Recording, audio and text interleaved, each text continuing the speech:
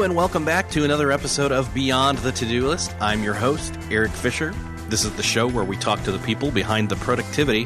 One of the biggest challenges in productivity is honestly mastering email. We actually had a conversation with Robbie Slaughter a few months back on this show about overcoming your email inbox.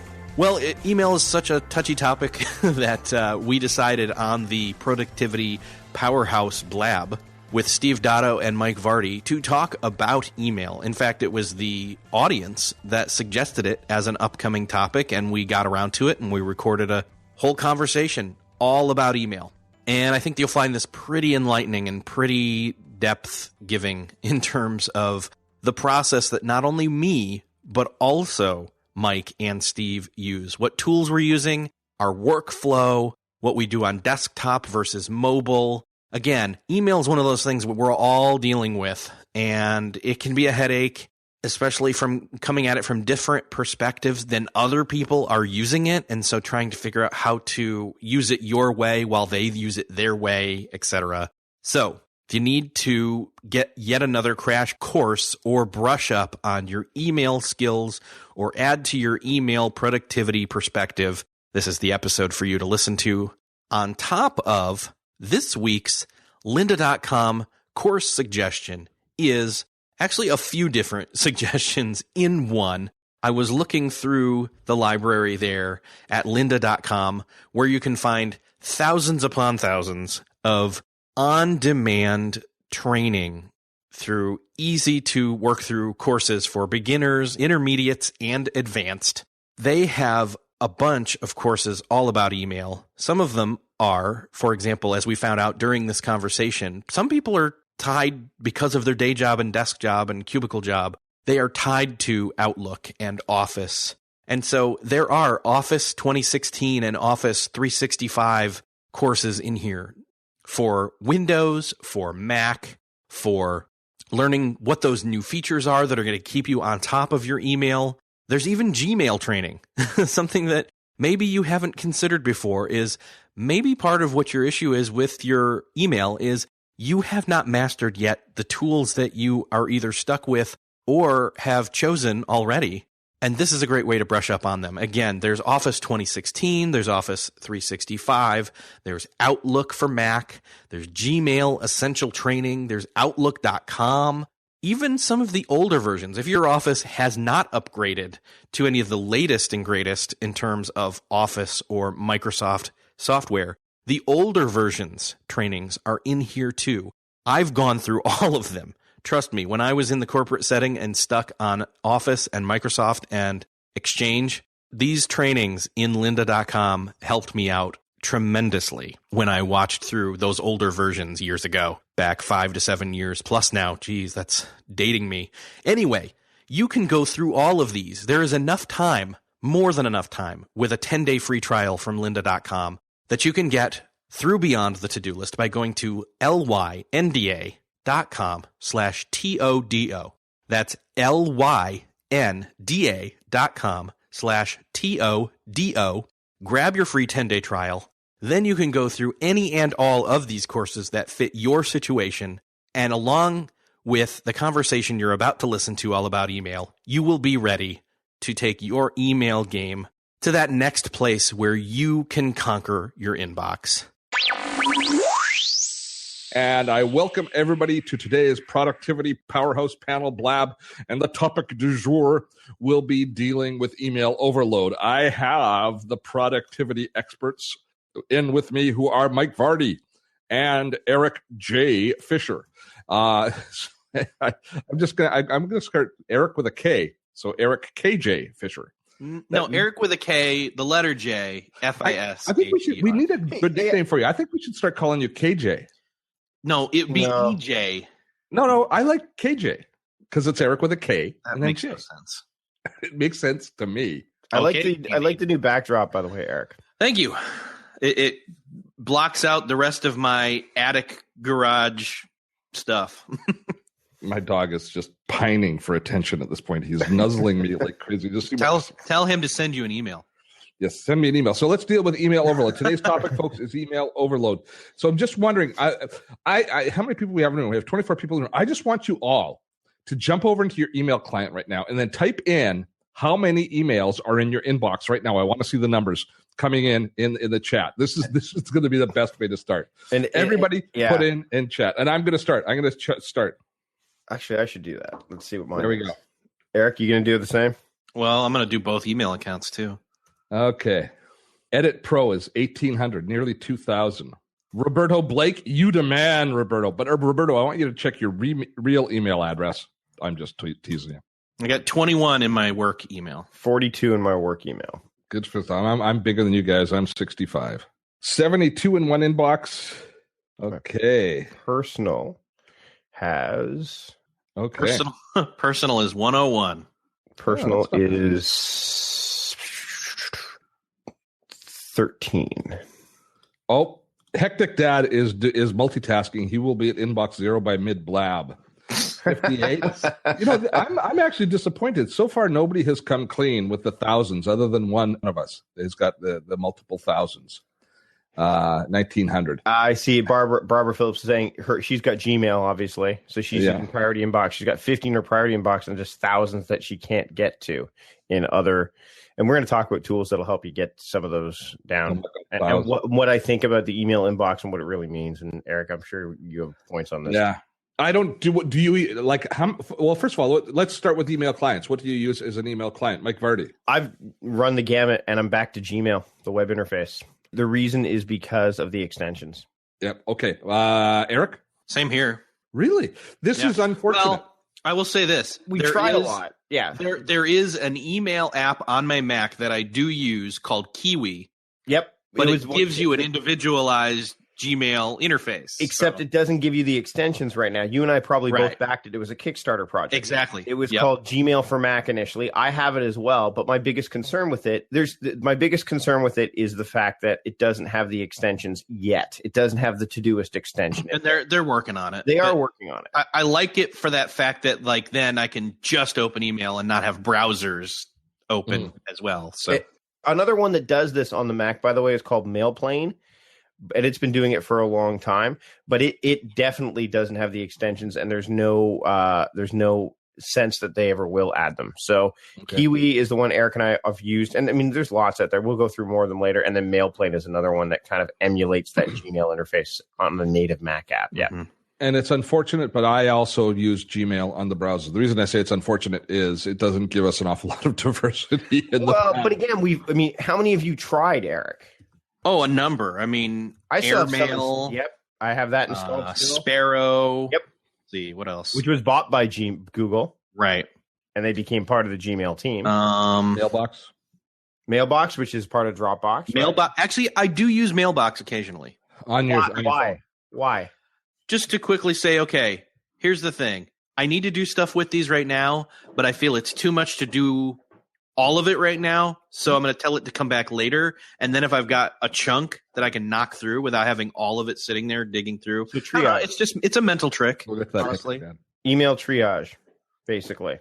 Exactly. Postbox is the last one that I used for any length of time. Why I quit Postbox is because it was just a resource hog. Yeah. It indexed a lot. But the fact that it was indexing a lot meant it was also lightning fast as far as search. It's a good client. And it's cross-platform. Hectic Dad asks why each of us is gone back. So why don't we let's just quickly go to the reasons. And while we do that, thanks so much for putting in the numbers. And my favorite one is Edit VDO, who has very few herself, but her husband has 7,900.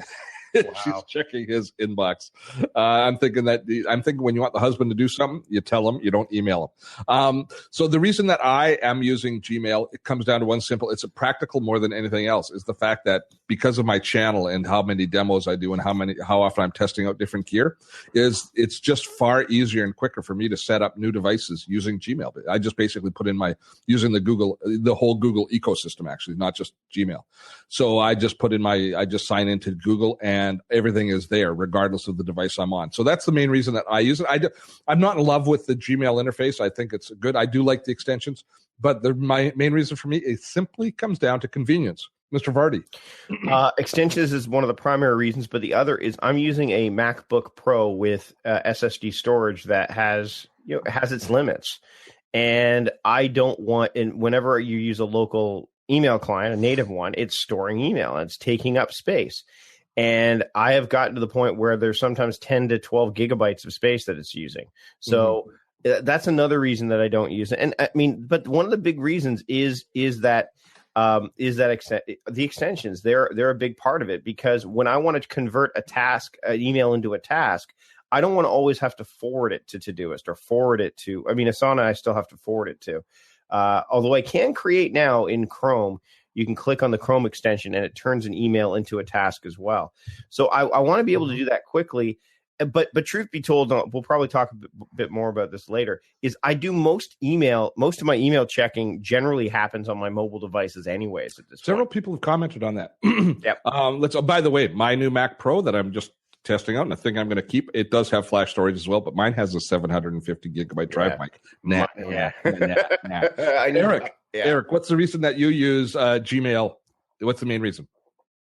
Because it's what I've been using for forever. One, I have my email that is in Gmail there, so I've been using that for personal forever. And then for Social Media Examiner, we moved to Gmail about a year ago, a little over, and so then it was just like, well, at this point, that's the easiest place to like go in and search for stuff. That's what we don't realize is getting stuff out of our inbox, but still keeping it for reference and being able to search is one of the biggest things that Gmail brought to us. And we kind of take that for granted to a certain extent now. I think some people don't even use it to the full extent that the power that it can be. So, right. How many people remember the Outlook searches? Going through Outlook, searching, just trying to find that stinking email. Yeah. In Outlook. It was ridiculous. Now, did I ask the room to tell us what email client they're using? No. I don't think so. See, I was about to do that when I thanked them for sending those. So just share with us and let us know what clients you are using as well. That would be really interesting for us to see. And Roberto's right. Roberto Blake, Outlook search has improved a lot. It couldn't get worse, Roberto. Seriously, it could, Steve. It's Seriously, Microsoft. When I could search with my eyes faster than the computer searched with its technology, it could not get worse. But maybe it could have. I will say. Okay, and for everything I hear, this Outlook on the Mac, Outlook on iOS is running phenomenally. So while they're populating that, Mike said something, and it was commented. I apologize, I don't notice who said it, but they said that they actually don't mention it. Yeah, you don't process your email on your desktop anymore, but you do it mainly on your smartphone. Wow. I can't imagine that. Well, the reason is, for me, there's a couple reasons. Number one is the tool that I use on my iOS devices is Dispatch, which is a phenomenal email program because it has actions that are built right in. So instead of just replying to an email or archiving it or forwarding it to another tool, I can actually click on the it's kind of like the triage button or the actions button, and it gives me a bunch of options. So if I click on, let's say somebody sends me a newsletter and I want to read it later, but I don't want to leave it in my inbox. If I touch the actual, I can actually move that to Instapaper if I want. So I can read the newsletter inside of Instapaper later. If it's an email that I want to send to Todoist or Asana, I can do that just with the touch of a button. So it allows me to really process my email fairly quickly. What I will do on some occasions is if I know it's going to be a lengthy email response, and I have it both for iPad and iPhone.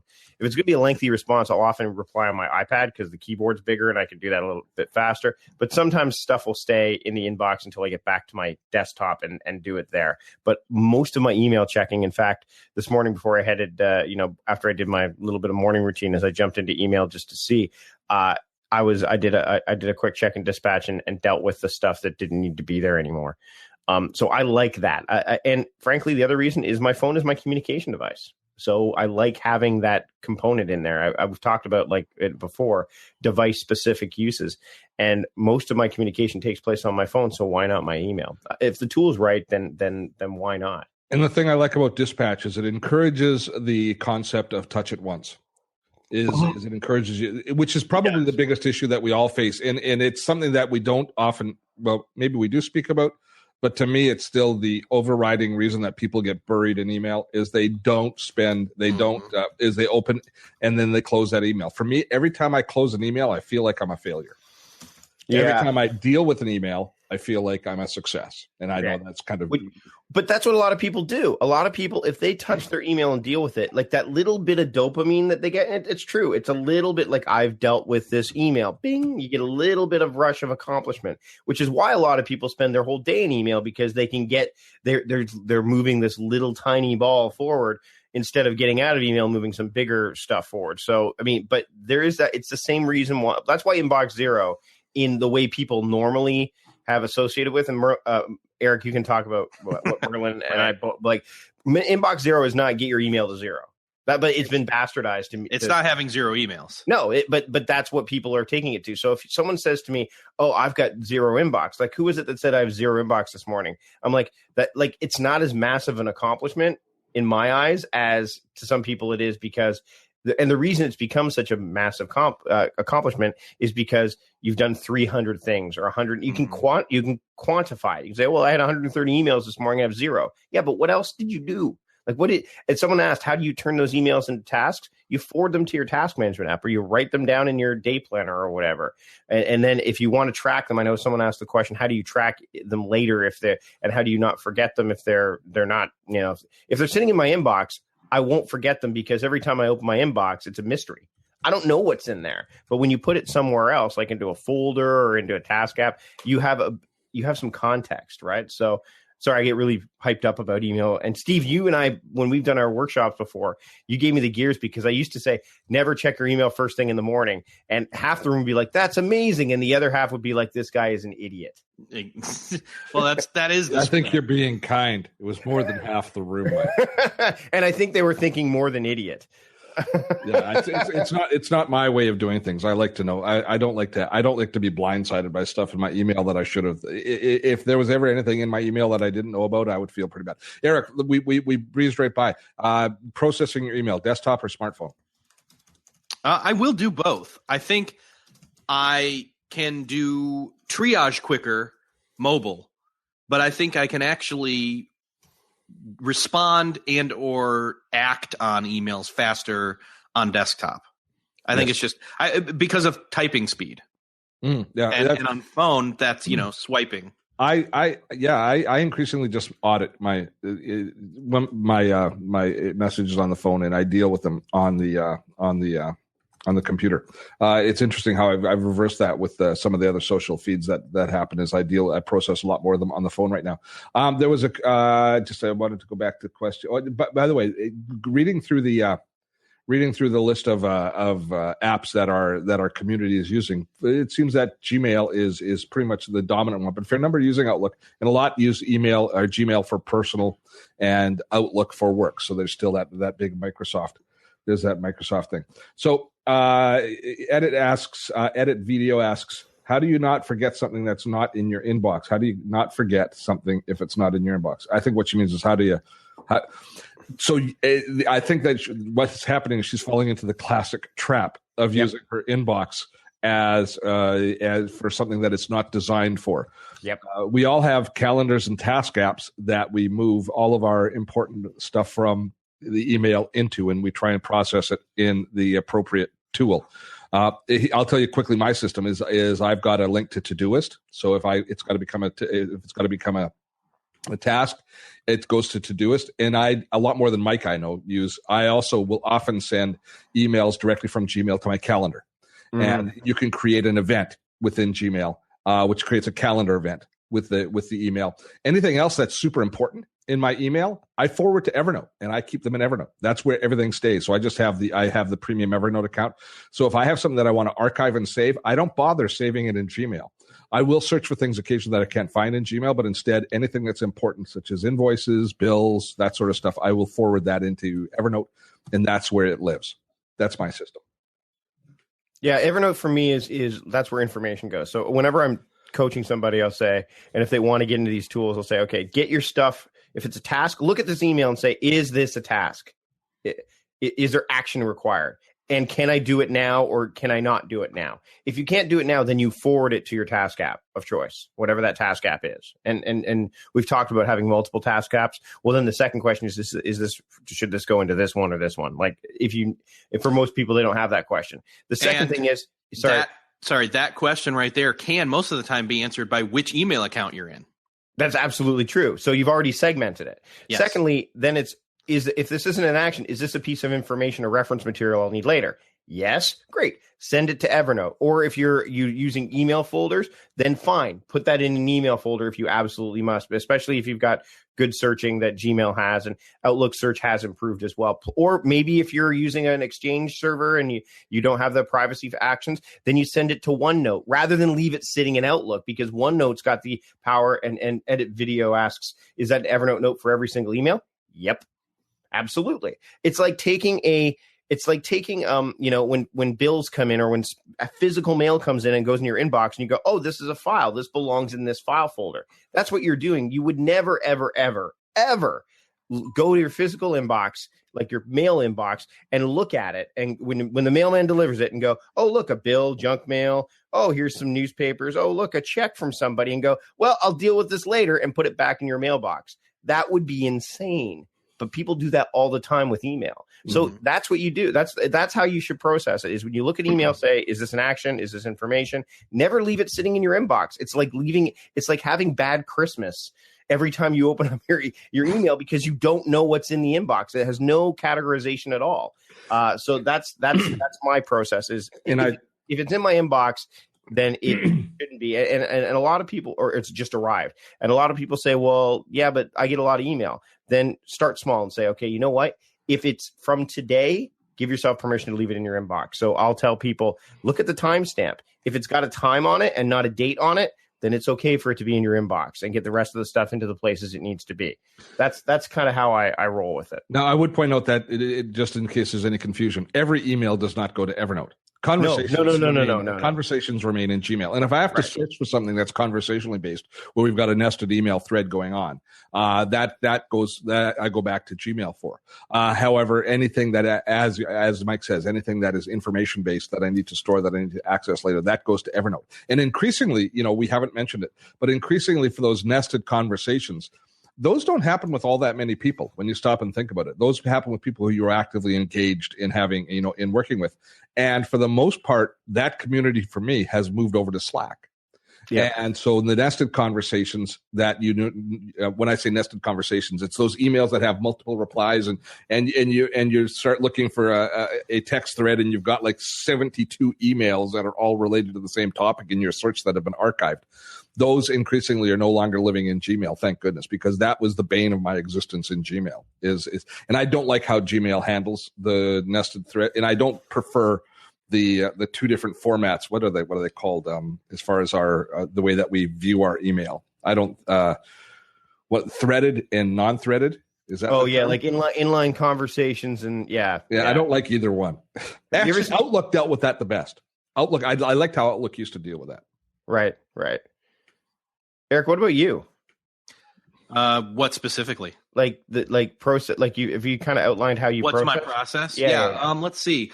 For the most part, I will do kind of a triage thing on the mobile all day, and I will actually go to mailbox first, and that way I can swipe stuff away if it's not important, or honestly, even there, hit reply, hit dictation, and say, "Yep, got it, thanks," and then hit send and be done with it and archive it. I'm not standing at a desk. I'm not cracking open email. I'm not typing. I'm not then hitting set, all that right there in my phone. And then I will also use Dispatch if I'm going to strategically or purposefully sit down and do a bunch of emails. See, emails taking on a different role for me. Email is one of the things I will now sit down to do now that I'm at a standing desk. So that's actually one of the cool ideas, is to quote unquote take a break from sitting or standing and sit and use my phone to recharge my legs, as well as swipe away emails and make sure there's nothing there at an allotted time.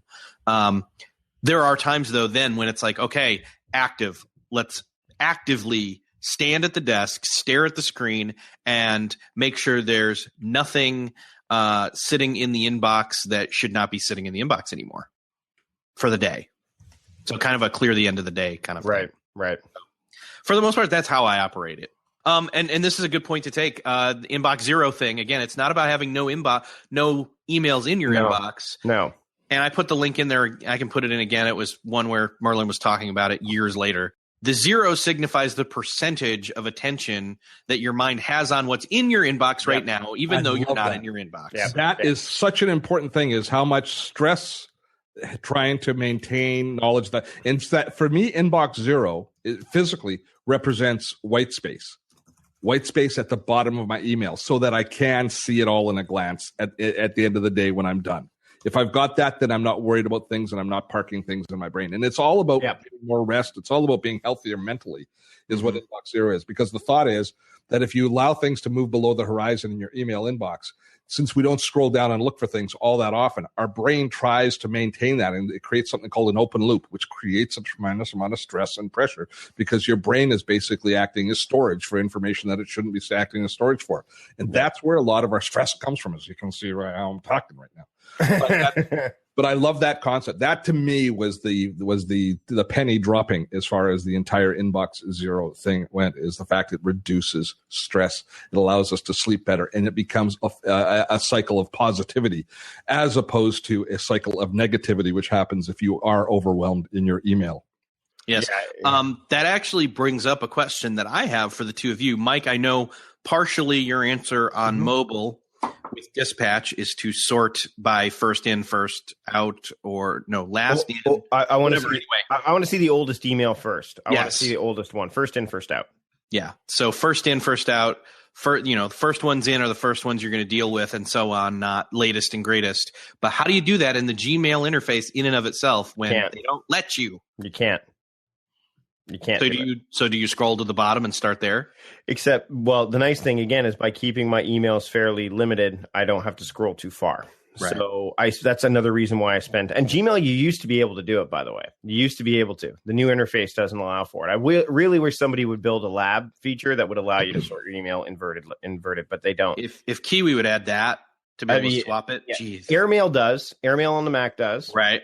Which they added. I was beta testing. I know you've been beta testing. I have it. Yeah, I have the latest version. And actually, I do have it installed right now. Here. And was thinking about, I don't know when it was, but you recently brought that up somewhere that we were talking, or I saw you talking. Anyway, it freaks people out. This is I thought I would change it. Do it. If you want to know how bad what storage is going on in email. The thing you can do, and you can do this in Outlook very easily, is go and change the receive date to invert it. So instead of having the newest one at the top, but the oldest one at the top, it will probably terrify you.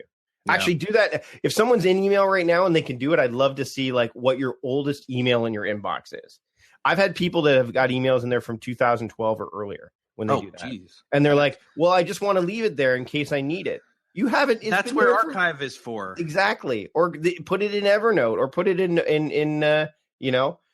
put it in what's it called in OneNote if you're using Exchange or Outlook. But I love to see people, and it terrifies people, like, oh no, and they quickly switch back because they don't want to see that again, that mental kind of stress that it causes. So again, that's why I like using one of the reasons that I'm not fond of using the Gmail interface is because I can't do that. Yeah. Now when Gmail 2 years ago introduced the tabs, introduced the productivity or the updates, the social media tab. What are my tabs? I can't remember what tabs are called, because we have primary, social, promotions, updates, and forums.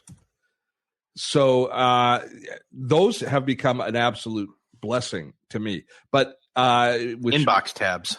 The inbox tabs, yeah. So how often do you go into your social tab and your promotions tab? I basically look in the primary and updates, and that's all that I live in. And then every once in a while I go into those other ones and say, you have 752 emails in this which I haven't even looked at one of them, because in the social one, I'm getting all those notifications in Facebook or in Twitter, so there's really no point.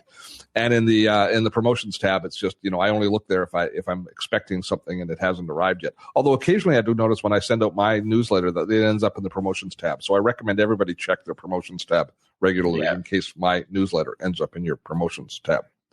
There's a service called unroll.me that I use. Yes. And that's what I use to roll up anything I don't really want to see. So basically I'll get an unroll.me email that encapsulates some of the promotional stuff as well as the social stuff. But again, and it doesn't always work the way you intend, does it? No, it doesn't. Yes. Remember, this is if you basically use the domain name, which is what I think happened when Steve was trying to email me and it was getting rolled up. And I was getting he was getting, because Mike and I were launching Task Apps Made Easy, and he wasn't replying to any of my emails, and I was there working my ass off. So again, the course ready, and Mike was just la di da di da di da. I'm like wondering I'm like, Steve must have this all under control, and then all of a sudden, I think he texted me, is like, don't you reply to email? On me? What's going on? And I'm like, no. So ever since then, what I do is I actually check unroll.me is in my inbox, so I'll go and click on it because I get a digest. What it does is take all of these subscriptions and put them into a digest. But again, that's the beauty about using Dispatch, is that it doesn't separate them as much as the Gmail interface does. So I can take a look and they all show up in a linear fashion if I want to see them that way. So let's get. I've got two comments. Go ahead. Number one, on unroll.me, I used it, and at some point it started screwing with stuff. So I just said, you know what? I know what it's doing. I'm going to disengage it and boot it. And I decided to do a trick that actually Merlin told me last time he was on my show, which was go to your Gmail inbox, go to the search, and type the word unsubscribe. Everything that has that word in it somewhere, which all newsletters should, will pop up. And then you can start going through and be like, oh, I didn't even know I was still getting that, and start unsubscribing. Idea. Yeah. So that was gold. Then with these with these inbox tabs, as soon as they rolled that out, I immediately turned that off. Yeah. I didn't want to deal with that. I want to go to inbox and know everything that has come in. And I also want to limit as much as possible anything that's coming in there. So you folks, you both don't use the tabs. I don't. No, I don't. Oh, I do. No, I don't. Because I don't want a social tab, because I don't want any social network sending me email. I also don't want it. I think the other reason is you don't want your inbox segmented. Why? The inbox is already a mystery anyway. Why segment the mysteries inside? It doesn't make. I mean, when they released it, it's like saying it's like having a Christmas stocking and under the Christmas tree. Well, or it's like saying, here's a disease that you have. We're going to segment it out so that you know the different parts of the body that it's affecting. So that way you at least can see, what it didn't make any sense to me. And it's the push of, and I remember when Mailbox was created by the orchestra people, Gentry Underwood, Michael Schechter and I interviewed him for the old Mike's on Mike's podcast. Name drop. He's one of the guys who created Mailbox, right? And his reasoning behind it was that his wife would continue, not the main reasoning, but he basically, one of the things that came up was he was trying to get people to use a task app and they wouldn't leave email. So he just said, if you can't beat them, join them, and created a tool, a very good tool, make no mistake, that would allow them to do that. And I think that's what Gmail wants that to happen. Like with the, the inbox, obviously they bought Mailbox, or they bought, what's it called? They didn't buy Mailbox, Dropbox did, but they have all these tools that allow you to have priority inbox, and there's inbox, the inbox app. Oh, they bought Sparrow. That's right. Right. So, I mean, they want to pull you towards managing this stuff in email, but again, it's a communication platform where other people can get in and talk to you while you're trying to do stuff. And that's not what it's designed for. It'd be like being on the phone all day and going, okay, well, let me do my work. It's it's not practical. It's not productive. But Gmails? Google's inbox app. I didn't like it. Yeah, I don't want my email to try and do stuff for me. No. I just want you to function as an inbox. Yeah. Which, by the way, there's a question in here from A. Birchfield about, is there anything like Dispatch on Android? If I was using an Android phone, I do like the Gmail app in Android. It works better than any. I wish it was as clean on an iOS. But I think he's talking about triage stuff, and you and I have talked about this before, Steve and Eric. I know which one you know which one I'm going to mention is Cloud Magic. That's worthy. Yes, Cloud Magic. I know what it does on iOS. Yes, it does. It does it for both Android and iOS. Plus, it works with Exchange. So if you're using an Exchange and you need to have that, it will work with those where Dispatch will not. And what it does is it gives you cards so you can have an Evernote card or a Trello card or Todoist or Asana, and you can move things to there as well. So, and I love that unsubscribe trick. The one of the things that Dispatch has too is it has an unsubscribe button for every email. So it will it'll find that in there automatically, and I'll be able to unsubscribe directly from there as well. So, there are smart email tools out there, but you need that human component. And I agree with you wholeheartedly, Eric, that if email is doing all the work for you, then you're going to miss stuff, right? By the way, that's why I didn't like Unroll Me. Mm-hmm. In our email autoresponder software, people can give you a reason they've unsubscribed. My best ever unsubscribe notification. Mm-hmm. He never told us he was Canadian. Wow. That was my favorite one. That's the Hall of Fame for unsubscribes. He never told us he was Canadian. What gave it away, eh? Okay. Edit Video has been patiently waiting. Apparently she has 200. I'm not sure if it's the year 2013 or the number 2013 emails in her inbox, and she's wondering about transferring them into Evernote. I'm not sure that you necessarily have to go back and take care of your old stuff when you move into a new system. Personally, if you aren't using those emails, I would just archive them in Gmail. Yep. They're still going to be there. And then just start with your new process with a clean slate, storing stuff in Evernote that you need. I mean, certainly go through and find invoices and things like that you might want to move to Evernote, but I certainly wouldn't move all of them over to Evernote. There would be absolutely no point in that. And there's nothing wrong with having a start date. There's nothing wrong. No. One of the things that stops people, I think, a lot from getting into a new regimen around email is dealing with their old crap. And sometimes you just have to say, cut it off and have a start date, archive it, and then know that anything older you have to search. Do a little bit of a look through. But I think that just getting on with it is probably the best advice. Eric, what do you think? Yeah, I think declaring bankruptcy, you may have to do that. Of course, I would still maybe just go through quickly and say, nope, and, click check boxes that you're going to either archive, do another pass through for delete, and then see what's left and maybe do something with it. But for the most part, that's not going to take you that long. I mean, depending upon, again, if you got 1,000, then, set a half hour, go through and pick all those deletes, do it. Yeah. Then do another one, Yeah. Yeah. Do it like a Pomodoro, Yes. I'm going to give 25 minutes every I'm going to run my workflow in Pomodoros, and one of those Pomodoros is going to be going through email. Or I've said some clients, they're like, I can't get out of email. I'm like, okay, I'm going to give you, and I always say, don't schedule things on your calendar. I'm like, but this is one where if we're trying to break that habit, put it into 3 instances in your calendar. By the way, just for those of you who don't know, a Pomodoro is not my hairstyle.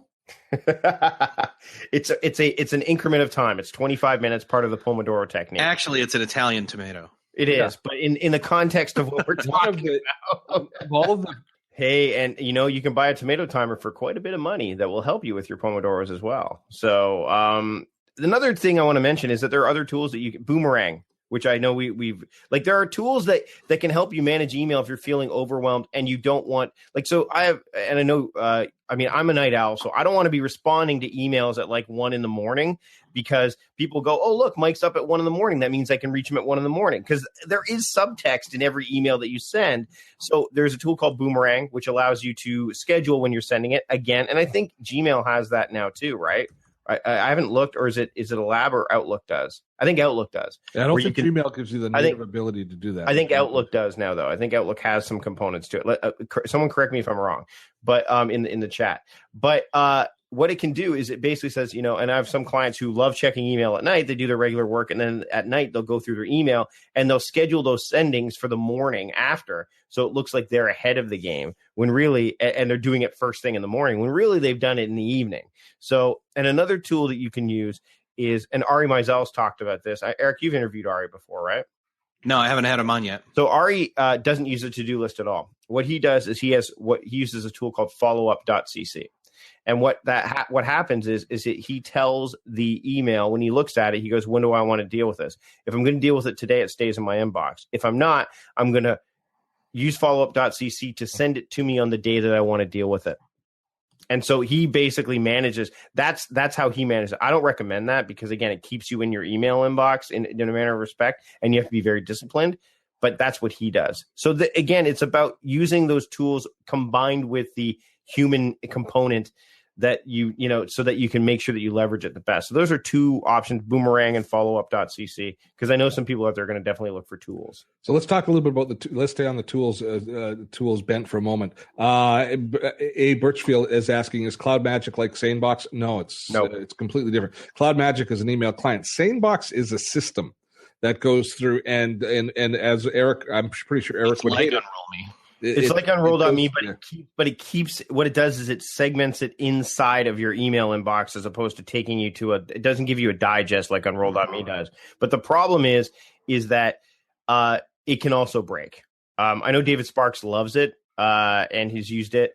I've used it and I stopped it because it gave me more inboxes. And the problem that I have with SaneBox is the enrollment and disenrollment is a lengthy process. Yes. Both sides are a fair bit of work because it basically pulls all of your email into its own environment. And so it's a bit of a challenge. If you do, I mean, it is a tool that will work, but again, it automatically is doing a lot of automatic processing, which is one of the things that Eric railed against moments ago. A lot of us do like the automatic processing, but it is not so much. It is definitely the automatic of the automatic processors. So you do not use Boomerang, Eric? I have actually Boomerang. I have used and would use. In fact, I was thinking about using that again, but that's more that it's still on me. Like I tell it when to come back around, or I tell it to let me know if I haven't gotten a response in a certain amount of time. Those kinds of things. It's a tool, whereas Unroll.me and SaneBox almost try to act like AI for your email, and I don't really want that. Yep. Yeah, I don't need Siri in my email telling me to, you have this many. Do you want to respond to it? No, I'm on a phone call. Stop it. Yeah. Exactly.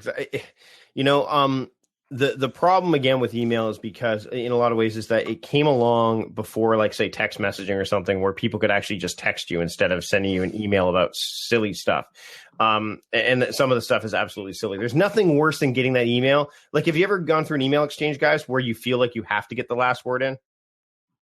Like, it's like, thanks for this, guys. And you're like, you're welcome. And it took me a while to break that habit. I'm like, okay, look, I don't need to be the guy that says you're welcome. I don't need to be the last one. Like I had an email when I'm doing this webinar on tomorrow. And I basically was working with Webinar Ninja on it. And Omar sent me an email saying, Mike, we really appreciate you. Thanks for pointing this out. We'll talk to you later. And I almost went like, no problem, Omar. Talk to you later. I'm like, no. There's no need for me to do this. And that's a human thing. That's a constant struggle for a lot of people. So think of that's when another people thing. Thank me. I send them back an email. No, thank you. No, and exactly. And then, but go ahead. It's dependent on the. Sorry, Eric. It's dependent on the person on the other side of the email. That's what I'm going to say. It's a suck up factor. But it doesn't have to be. Here's the thing. Sometimes you can test that. Here's the thing. Sure Eric's boss sent you something that, and if Eric's boss sent you an email, Mike, and said something that you would say thank you to him. Oh, probably. But there's a lot of people I would do that to. But there's so many that I don't, and I might even test it. Yeah, I might even test it and see, where that boundary lies. Sorry, Eric, go ahead. You were saying something. No, you're dead on. Like what I'm saying is it's contextual based on the person and the relationship and how they see it. Like if it's a person who sends you something and you don't reply and say thank you, then it's almost as if they don't know, quote unquote, you read the email. I almost will say thank you anyway, even if I don't mean it. Geez. Because I want them to know, oh, I opened this and I did see what you said. Yeah. Thank you. Yeah, so, it's almost like read responses. Right. Yeah. Which are, of course, wrong, but good work. Well, I don't see it as putting. If it's trustworthy, if I'm trustworthy, you should trust me to use them. But no, they're just as an aside. Hectic Dad 01 post Hectic Dad. My dog was my. That's a new one. His wife's backlog is over 24,000 emails. So they set up a keep it folder. And as she was doing her triage, working her way through it, she dragged them over any emails that she wanted to keep and save them. And then he'd created an IFTTT script to move them into Evernote, which was a great idea. Well done, Hectic Dad. IFTTT are great tools for automation. Like that's like, again, and I know Brooks Duncan, who's a friend of ours, he'll have stuff where if he downloads, like if he gets a bill, he'll download the bill, and then all of a sudden Hazel will then grab that bill and put it into a folder and stuff. So he doesn't have to leave the bill sitting in his email inbox. He just sees it, hits it, and then so it's all about like just being responsible with email and keeping it manageable as opposed to working exclusively out of it. And I think that's part of the problem for a lot of people. Brooks is like Doc Brown from Back to the Future. Hey, and it's fitting you mentioned that today. Today is Back to the Future Day. It is Back to the Future Day. And have you seen the teasers for the Toyota commercials? Yes. They look awesome. They look absolutely awesome. So the Padre Friar Wade asks, do we archive sent emails in Gmail? It does it automatically for me. Don't think you have to enable it.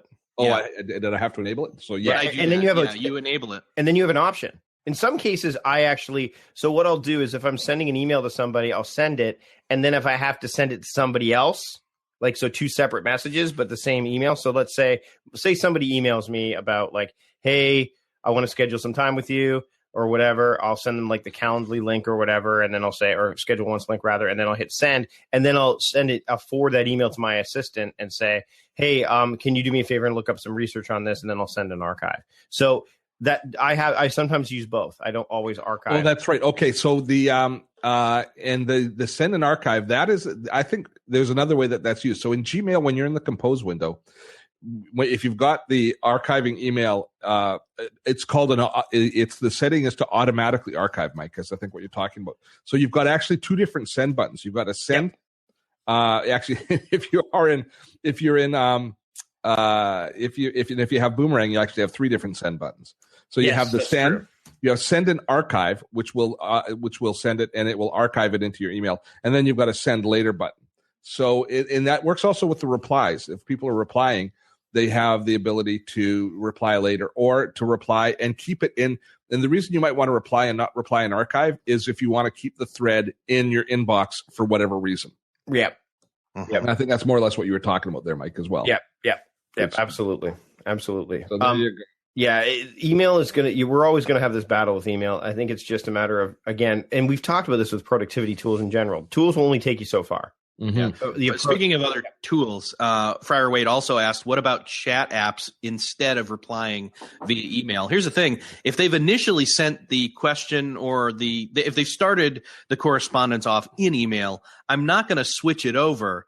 However, I will via email schedule a chat or a Skype call or a peer.in or a Slack channel. You'll massage them. You'll massage exactly. Them over there. Yeah. If necessary. Otherwise, sometimes you can send with one email a couple clarifying questions and be done. Again, contextually, it's based on that. I would also suggest that if you are in a position of control within your organization, you could send the email back going, hey, this is more appropriate for chat. Let's go into the chat and talk about this. Right. Or you could open up the chat window and not even infiltrate their inbox and say, hey, Jim, I saw that email you sent. Let's talk about this here in PM. Stuff like that. So you're pushing people towards there because you're changing their behaviors through acting on your own behaviors. Because you can't just say, you have to do that in a way. We're changing mindsets here. Again, email came along when it was the only way. People use email as a way to replace the phone, right? Mm-hmm. They don't really use it to replace letters. It's not, which is kind of what it was designed to do, right? Or the fax at best. So if you want to send people over to chat apps like Slack or HipChat or whatever, you have to slowly change their mindset and change their behaviors. And you have to steer the culture ship slowly, basically. So if each of you open up your browser right now and go through your extensions, which of the extensions that you have running are relating to your email? As I'm looking through it, I see that I have running that are related to Gmail, Full Contact for Gmail. Mm-hmm. I use Full Contact for the management. I have the Grammarly spell checker, which I know is not really part of the Gmail, but is essential for me for Gmail. And I've got Y stamp enabled just because it's so much fun. And that's it. And Boomerang. I have turned off Active Inbox for Gmail, which I think is a good tool, but it was conflicting with other things. Yeah. And I think that's all that I've turned off as far as the ones. So you're talking about like extensions in Gmail itself, right? Extensions in Chrome that are specifically relating to your email apps. Right.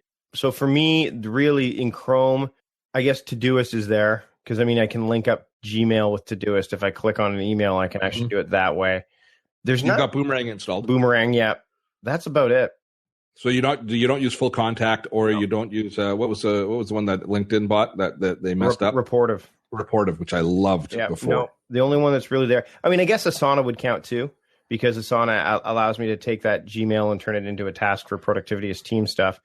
But no, nothing else really here. And Evernote too. Evernote too. That's true. Evernote's there. So yeah. And that's another way. If you're cheap and you haven't purchased the upgraded version of Evernote, so you have an Evernote email address to forward your email into, if you are in the browser using Gmail, you can then use the Evernote web clipper to send your emails into Evernote without having the premium version of Evernote. There's a little workaround for you. I've pretty much got the same ones as you. I mean, I've got Todoist. I've got I don't have Boomerang, but again, I'm gonna reinstall that. Evernote for grabbing stuff out of email instead of archiving it in email. I've got it archived elsewhere specifically. And then what was the other one I was looking at here? Was I do have Full Contact in there, but I don't know if that I really use it. It does. You know, the nice thing about Full Contact is it's kind of working always in the background as well, and it's populating additional information into your contacts as it finds it, which is one of the cool things. It's adding ancillary information. Edit Video is asking, do they have to do that with each email, or can she bulk it? You can bulk process your email for the most part, I would say, except for the individual items that you do have to save. So as far as archiving, you can just archive the whole whack, I would say. And don't forget that once you've archived it, it's not gone. It's still available to you in search. If you archive in Gmail, it's still available to you in search. You're not deleting the email. You're archiving it. You're storing it for the future. And so if you do a search, it will come up, and it will come up very quickly in search. And of course, as we've mentioned several times, Gmail search is outstanding search. I've opened up the seat. We've got 5 minutes to go. And in case anybody wants to pop in and have and ask us a question directly. Oh, dude, we got somebody already. Cliff wants to jump in. Hey, guys. How you doing, Cliff? Excellent. Great show. Fantastic. Hey. Yeah, thanks. And I appreciate it. Steve and I talked last week. It was a great time. And one of the things, and Steve, your eyebrows went up even though I couldn't see them. I know how they work. When they went up, when I said I'm using Todoist as well as Trello and Evernote. And that was thanks to you guys. I've seen Evernote for 10 years or so, and one of the guys who used to work for me used to love it, and I just never took the plunge over that way. But that's great. Evernote is fantastic. I will vouch as a fourth party here that it's phenomenal what it can do and how much it can actually help you get toward inbox zero, which is impossible. You guys made us feel better that inbox zero it's not real. It's a state of mind. It's a state of mind, and it's a being, and it's a Zen place to go, but it's not a real utopia. It just can't get there. But so I had all three of those, and I'm still having trouble even getting. And I heard Eric is using Todoist, and I think and Mike, you had mentioned it on something last week as well. Just getting my stuff. I get used to Trello, and I really like the spread. If you guys out there, other folks haven't seen that yet, for people who are visual, there's nothing to me, and you guys can jump in that touch it. So that's actually Eric. You use Trello probably more than anybody else in the room right now. What does your interaction, like your process, look like as an email comes in? That's something that you're going to ultimately move into Trello. Is it just a copy and paste thing? Is it a manual thing, or is there any automatic processes that you have between Trello and your email? That's a good question. I typically will manually do it because I don't want to, and I think there's probably a streamline to this that I have not yet decided to put in place. In fact, I'm writing that down right now. Yeah, let me jump in, Eric. If Go this, for it. then that, right? You guys. Yeah, I have TTT. I also looked at Zapier, right? Which is, and pricey. I found Zapier right out of the gate annoyingly expensive. Just saying, annoyingly expensive. That's a new term. I like that. I just came up with it. I got annoyed immediately when it says $20 a month to have any zaps, and you're limited by zaps. And I just said, you know what? I don't feel good. It hit me in the gut, and I said, I'm out of here, even though it could possibly save me some time. It just seems too gougy to me. And then if you really wanted to do a lot, Happier, Zapier, okay, it's going to cost you even more. and a lot more. They have two tiers unless somebody else has seen something else out there. So, No, and then you look at it, if this then that, and that becomes almost a GUI programming thing. Mike, have you seen that? Have you worked with that? I use IFTTT. I can't hear you. Is he talking? You can't hear me? That's weird. Maybe Can you guys hear me? I hear you. Yeah, okay. I muted him. I'm sorry. Oh, okay. Well, if everybody can do that. We've all thought about it. We've all thought about it. Everyone's like propping. I have used IFTTT. And I use it. I don't use it as much as I probably could, just because automation, like I want to be very selective about the automation I use. I use Trello a bit too, to be, so you're going to say, first off, Cliff, you're going to say are you going to tell people how you use IFTTT with email? I haven't gotten there yet. Okay, so I know it exists thanks to Steve. Yeah. But the other thing is you can, what I've done with some clients who use Trello is I actually have them forward their, and this is kind of a hacky way to do it. It's not the most elegant, but in their board, basically what I've had them do is inside their organizations is I've had them create like an inbox where they forward those emails to that inbox like list. So you can email things to a list, right? In Trello, right? So I've got the cards. So that's where they have a card for every single email. And then when they get into Trello, so what they do is they go into email, he processes all the email, moves whatever needs to go to Trello, and then he goes into his into Trello and then looks at the inbox there and goes, okay, this belongs in the marketing list. This belongs in this project list. So that's how he does it.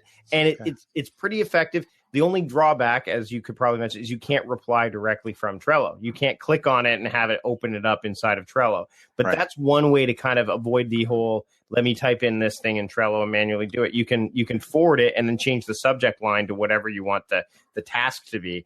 And then when you get in there, you can drag it and add labels and all that stuff. So that's one way to do it. It's not the most elegant, but it's kind of the best way I've found so far, other than setting up IFTTT automation, which I haven't done.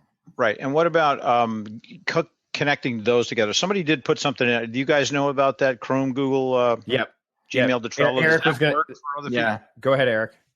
It looks good. I mean, it appears you just click a button for Trello inside Gmail when you're in that excited. email. He's excited. And you just start. It even gives you some pre-send. You can fill this, that, or whatever, which board it's going to, all that. So I'm going to start using that. Yeah.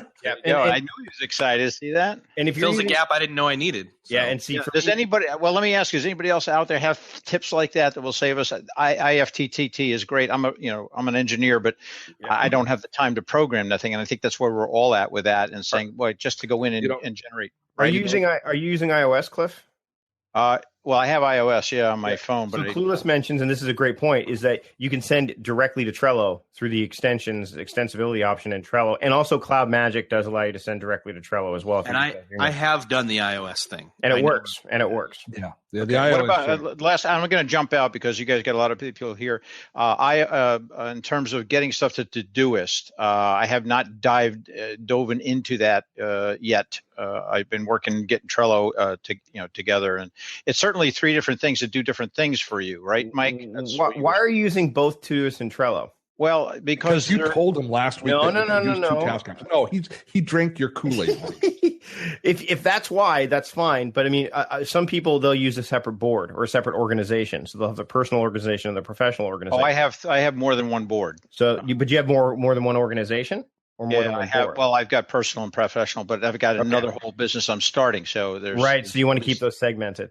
Again, the same thing. You can use like Dispatch to send it directly to Todoist. What I do for most people is if they don't have that capability, just get the email address from the inbox in Todoist, because every project has an inbox as an email address, and so does the Todoist inbox. Grab that, add it to your address book, call it Todoist inbox, and just forward them there. And then once you're in Todoist, you can do with them what you will. Yeah, and it's a different, not just. I'm sorry, Steve. I'll let you take it. The Trello, and I think Steve said this, and you guys said this together. It's a different format. It's a very visual thing, and it's not stuck in some list far down the page you can't see. It's there. You know where stuff nests. Normally, if it's under Steve, you're saying no. What's the matter? No. Oh no, I'm saying I'm saying if you like Trello, if you take one look at Trello and you go, oh, I like this, there's no reason to look anywhere else. Yeah. And same thing it's unique and it just works. It's the same with Todoist. We can, there are so many good task apps that you can spend your entire life jumping from one to the other. Absolutely. So it's which we do. But I was looking to you guys and you gave me great. This was really good. It saved me days or hours or months to go through hundreds of apps that I had already kind of poked at over the years. And I'll agree with all you guys that the Gmail thing just doesn't work for me. I tried it. I just transferred over to Google Apps for Work this weekend after waiting 10 plus years to do it.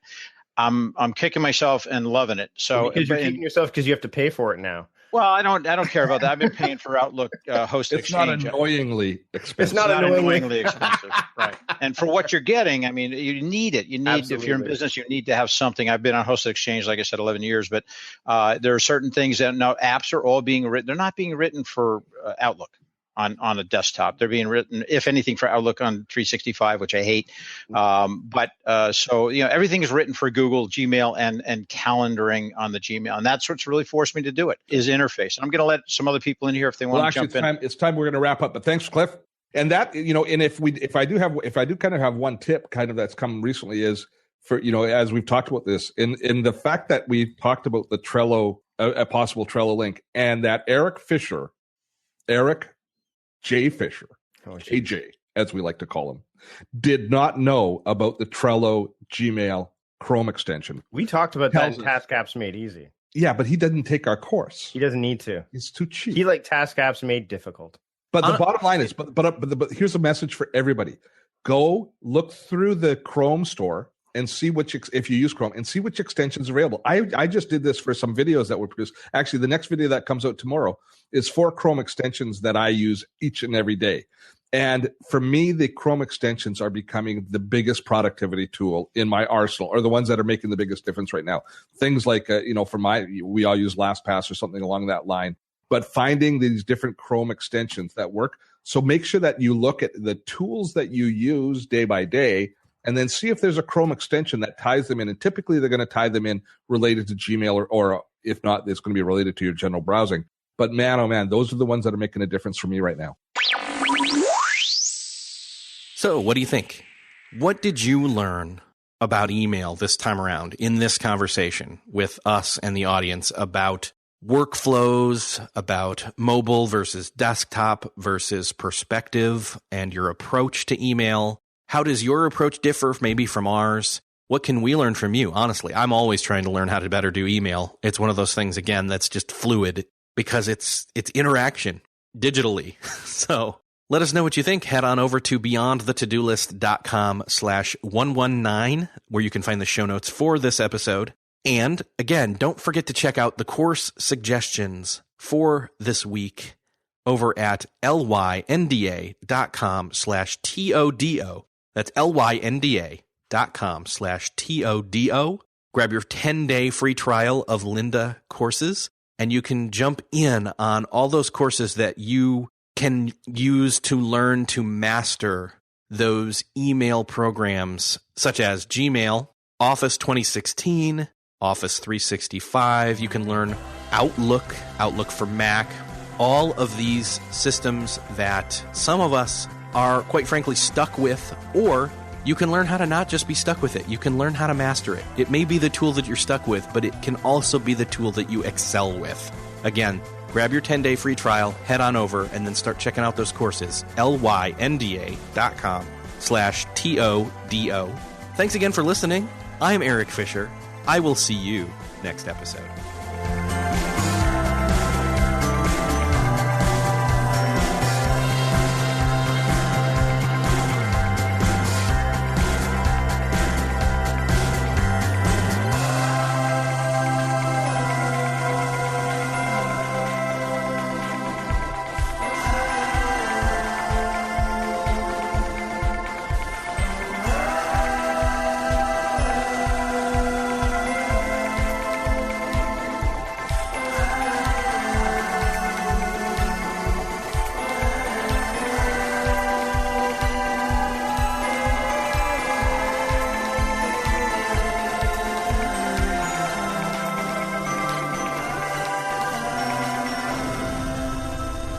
Beyond the To-Do List is a proud member of the Noodle Mix Network. Find more of our award-winning and award-nominated podcasts to make you think, laugh, and succeed at noodle.mx.